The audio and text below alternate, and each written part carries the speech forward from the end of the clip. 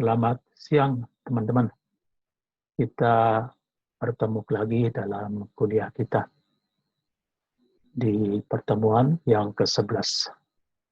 Saya harapkan teman-teman dalam keadaan sehat dan selalu semangat agar bisa mengikuti kuliah kita dengan baik.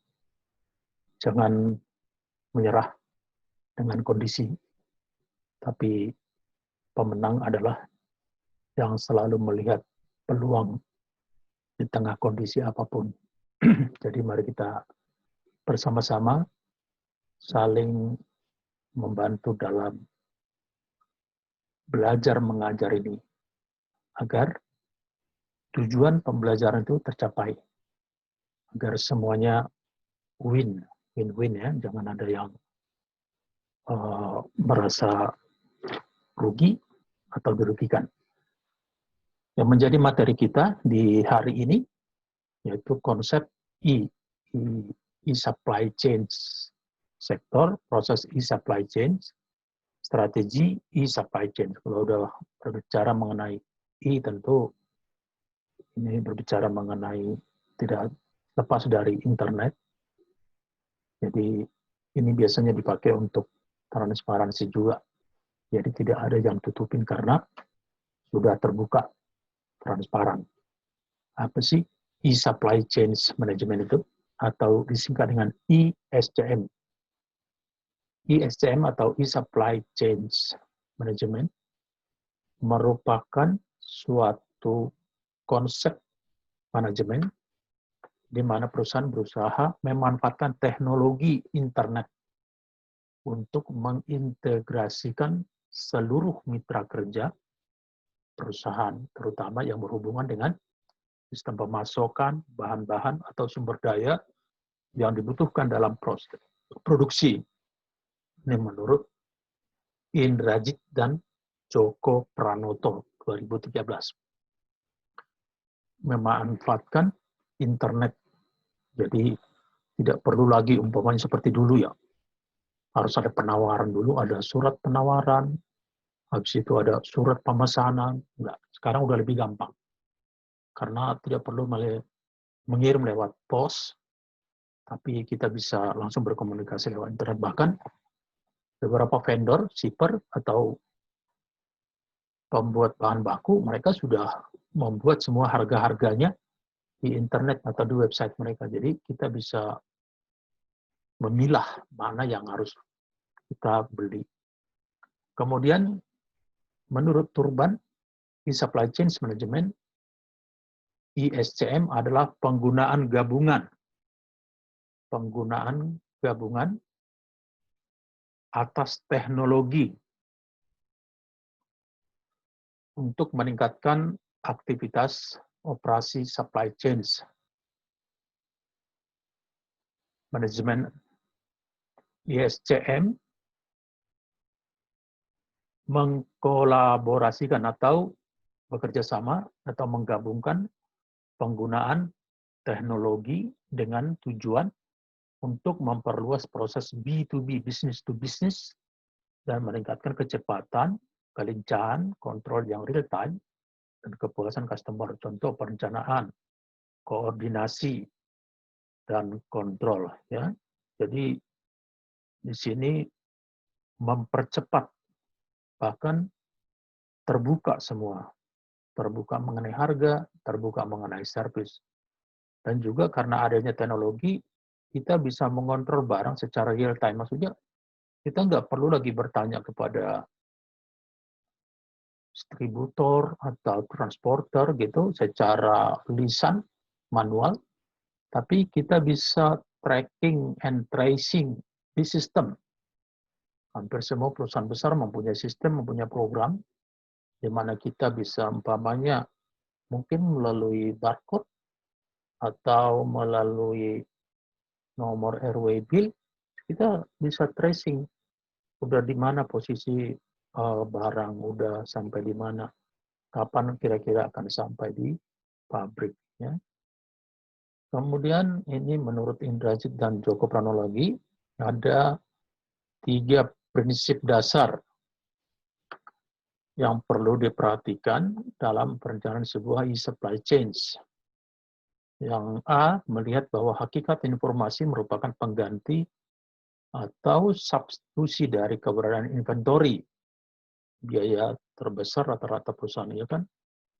Kalau kita bisa menjamin kedatangan bahan baku dengan waktu yang tepat, quality, quantity yang tepat, tentu kita nggak perlu membuat gudang besar. Jadi ketika kita butuh, kita pesan langsung datang. Tidak perlu disimpan di gudang, tapi langsung masuk ke bagian produksi. Itu memotong rantai, memotong proses yang ada di gudang bahan baku dengan delivery atau distribusi ke bagian proses produksi.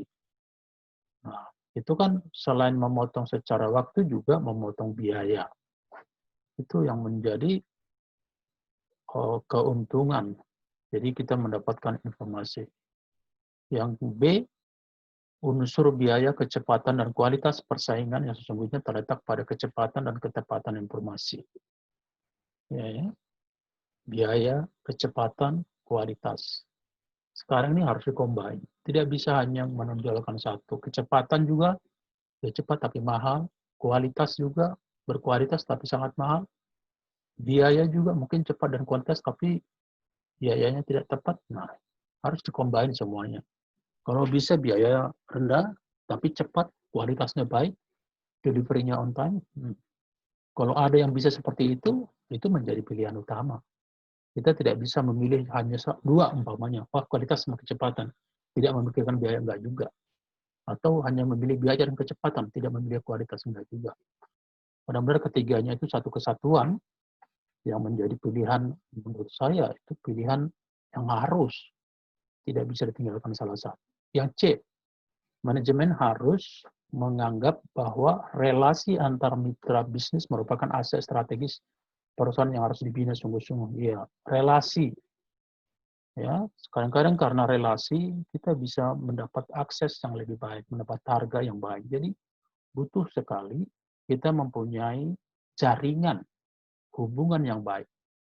Jadi tidak ada hubungan yang merugikan, tapi hubungan saling menguntungkan. Walaupun dia vendor, mungkin vendor banyak, tapi tetap juga kita harus menghargai mereka sebagai vendor. Karena mereka juga membutuhkan proses atau peningkatan dalam perusahaannya. Jadi jangan mengambil kesempatan umpamanya di satu saat tertentu kita seperti push ke mereka, ya. Tapi harus saling menghargai, saling mendukung untuk maju bersama. Ada 3 aliran penting dalam supply. Ini udah sering kita baca, kita pelajari. Aliran produk secara fisik ya benar ya, dari pabrik garment di Bandung sampai ke Amerika, itu produk dialirkan secara fisik dalam karton, dalam kontainer, masuk ke dalam kapal, sampai di Amerika contohnya. Aliran uang tentu dari Amerika perlu membayar kepada pabrik di Bandung. Ya, mereka sudah terima barang, tentu dilihat nanti term of shipment atau syarat pembayarannya, termasuk juga term of shipment itu umpamanya FOB atau FCR, CFR atau CIF, ya. Nanti aliran uang itu perlu. Kenapa? Karena kita membutuhkan dana fresh cash flow untuk keberlangsungan perusahaan, membayar umpamanya bahan baku, membayar supir, membayar gudang, dan lain-lain. 3, aliran informasi, ya ini sangat perlu ya dalam aktivitas jual beli e-supply chain.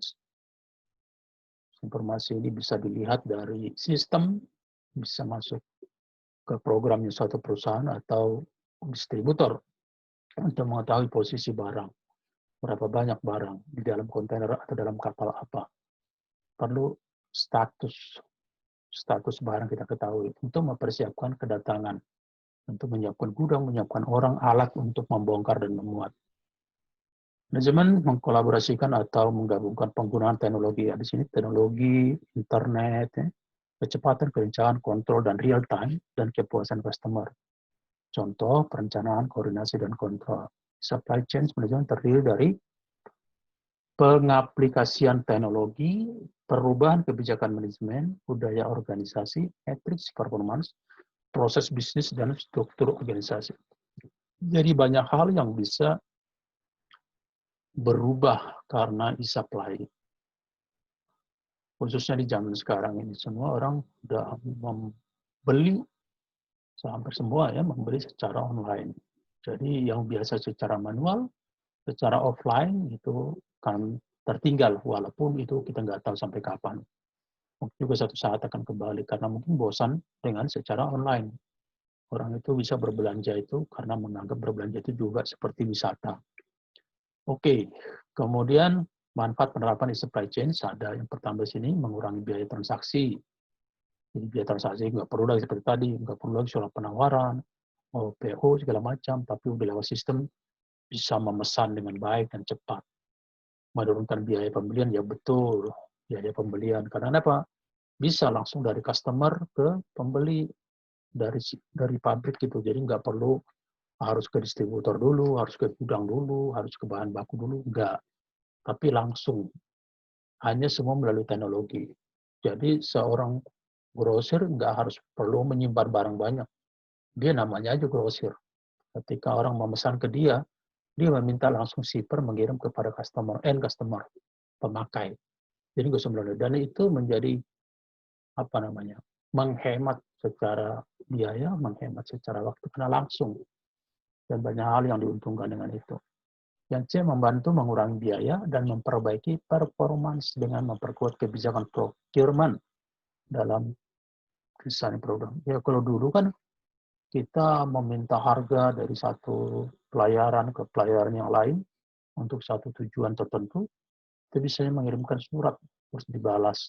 Kalau sekarang kan udah enak, nggak usah pakai internet juga bisa pakai, maksud saya nggak usah pakai komputer, pakai WA aja udah bisa, langsung dikasih harga di foto, kirim sama kapalnya, kesediaan space-nya, kontainernya di mana, deponya di mana, sangat memudahkan. Tapi yang kita kira mudah hari ini, besok-besok jangan-jangan itu mungkin lebih mudah, walaupun itu selalu ada juga faktor negatifnya. Yang D, melalui perbaikan kualitas informasi, accessibility, aksesnya, dan waktu, di supply chain management membantu perusahaan lain dalam supply chain lebih transparan. Ya, orang nggak bisa lagi bermain, udah tahu. Ketika kita membeli dari si A harganya sekian, kita bisa combine atau bandingkan dengan perusahaan B, C, D, E yang ada di internet semua. Kenapa satu A terus bisa mahal, yang lain lebih murah. Nah itu, jadi perbaikan kualitas informasi dan juga lebih transparan. Meminimalisasi tingkat inventory juga, benar ya saya bilang. Ketika kita pesan, jadi tidak perlu lagi ke gudang, tapi dari pabrik langsung mungkin ke customer, memotong beberapa jalur. Walaupun itu bisa menjadi kendala bagi logistik, ya, kalau tidak kerjasama dengan pihak umpamanya yang mempunyai bisnis e-commerce ini. F, mengoptimalisasi produksi dan meningkatkan penyaluran. Ya, produksi bisa jadi optimal. Kenapa? Karena ada pesanan langsung, ada pengiriman langsung, sehingga dia tahu kira-kira kapan dan berapa yang harus diproduksi. Ya, itu bagus sekali. Kemudian mengurangi waktu produksi. Ya, maksudnya banyak waktu yang terpotong dengan e-commerce ini atau di supply chain sini, sehingga itu mengurangi waktu, umpamanya dari pembelian sampai barang itu finish, karena bisa dipesan langsung. Jadi banyak, bukan hanya segala waktu, masalah waktu juga masalah tenaga yang dibutuhkan untuk mengerjakan itu. Yang H, mengoptimalisasi logistik dan distribusi, yang udah pasti.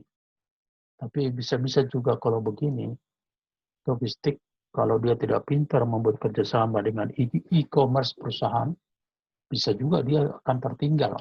Kenapa? Karena kalau pabrik yang memilih logistiknya langsung dikirim ke customer, berarti kan logistik yang kita biasanya kerjakan dari pabrik bisa kehilangan juga peluang. Karena udah diambil alih sama pabrik atau diambil alih sama e-commerce, perusahaan e-commerce. Ya, kemudian yang I, mempersingkat pemenuhan pesanan. Ya, karena tadi tidak perlu lagi di gudang, tidak perlu lagi dari gudang bahan baku, tapi langsung Customer itu tentu mempersingkat pemenuhan pesanan.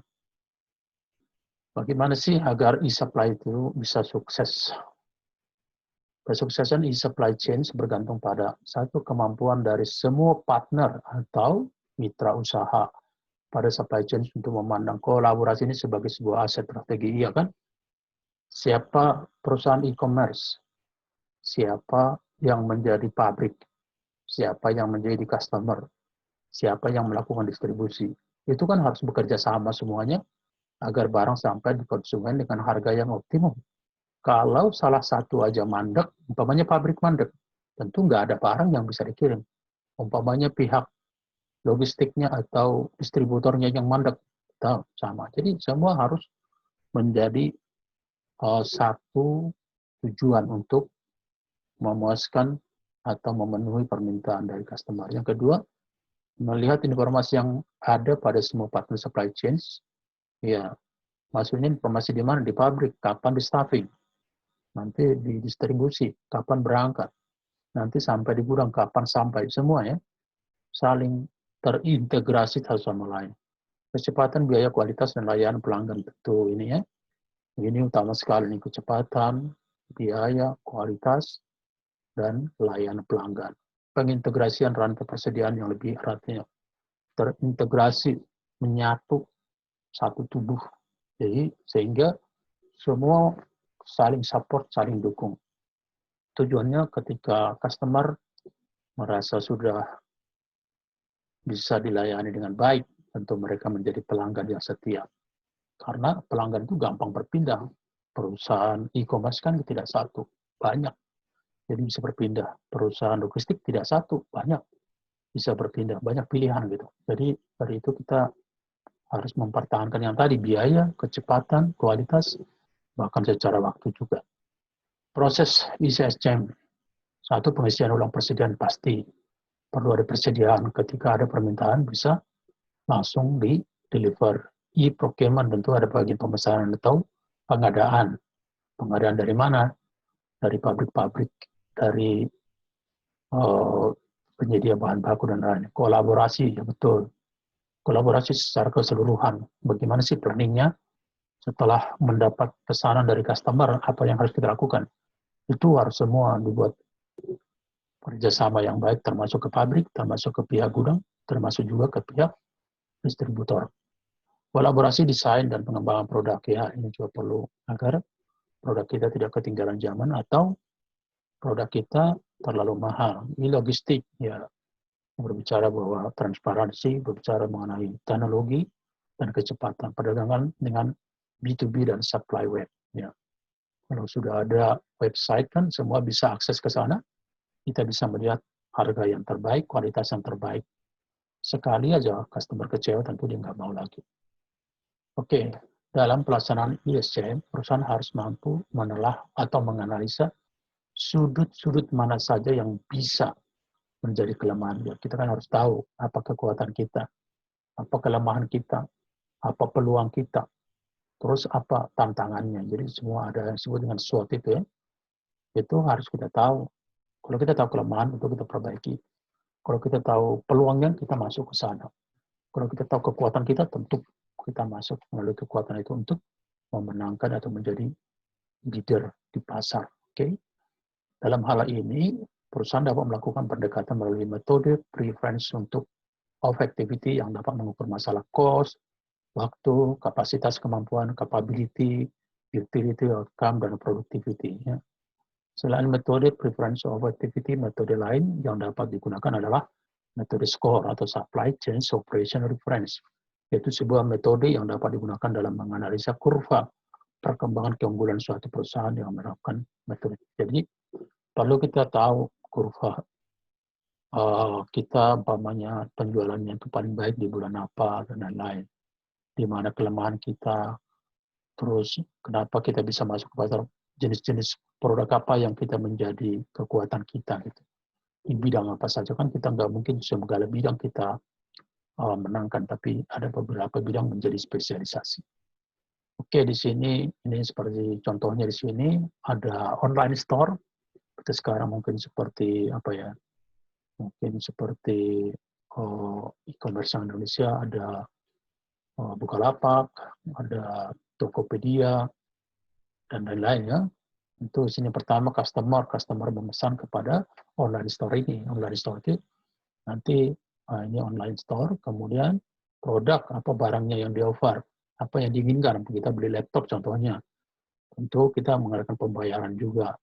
Setelah itu ini tracking perjalanan ekspedisi, di sini ada box-nya, kembali ke customer ya. Jadi itu menjadi satu link kerjasama. Ini harus saling menguntungkan satu sama lain dan harus cepat, makanya ditulis ini B2C, business to customer. Kemudian ada yang disebut dengan bullwhip effect. Di dunia globalisasi, kemajuan teknologi menjadi sebuah senjata yang ampuh. Ya tentu siapa yang teknologinya maju, siapa yang dapatkan informasi, itu yang menjadi leader, menangkan pasar. Apa sih bullwhip itu? Merupakan sebuah kesenjangan tercipta antara kesediaan barang dengan jumlah permintaannya. Itu biasa terjadi ketika jumlah permintaan banyak, barangnya sedikit, harga menjadi naik. Makanya di sini kata bullwhip effect dapat diartikan secara sederhana, yaitu merupakan suatu fenomena di mana suatu lonjakan kecil di level konsumen akan berakibat terjadi lonjakan yang sangat tajam pada level produsen. Ya. Ketika permintaan terhadap masker itu melonjak, itu mempengaruhi kepada produksi, kepada pabrik. Mereka juga akan lebih konsentrasi untuk memproduksi masker ya. Oke, di sini bullwhip effect juga menjadi sebuah permasalahan yang sering terjadi di dalam sistem operasional sebuah perusahaan manufaktur. Besarnya permintaan pasar terkadang tidak bisa diimbangi dengan ya kadang-kadang terjadi udah habis seperti kemarin lah yang masker itu habis ya. Padahal pasar sangat untung sehingga harga naik karena barang menjadi jarang ketemu. Bahkan ada yang memanfaatkan kesempatan itu untuk menaikkan harga setinggi-tingginya. Sehingga terkadang bullwhip effect menjadi ancaman yang besar terhadap perkembangan perusahaan. Pada akhirnya kita akan menemukan sebuah metode yang dapat menghemat dana awal yang kita keluarkan untuk produksi pada perusahaan manufaktur. Jika supply chain management sudah bisa menghemat dana produksi, maka sudah dipastikan penggunaan ISCM akan mengurangi biaya, udah pasti. Karena dia secara teknologi lebih tinggi, kecepatan lebih cepat, informasi lebih akurat. Oke, sampai di sini dulu pertemuan kita. Kita bisa diskusikan materi ini di dalam SSO atau di forum diskusi. Saya harapkan semuanya ikut partisipasi. Dan di jam kuliah saya, tolong jangan mengerjakan hal-hal yang lain, tapi kita benar-benar fokus di kuliah ini. Tujuannya apa? Agar kita dapat memahami lebih mendalam. Bagaimana mungkin kita dapat memahami kalau kita di jam kuliah saja tidak ada di tempat, tidak mengikuti.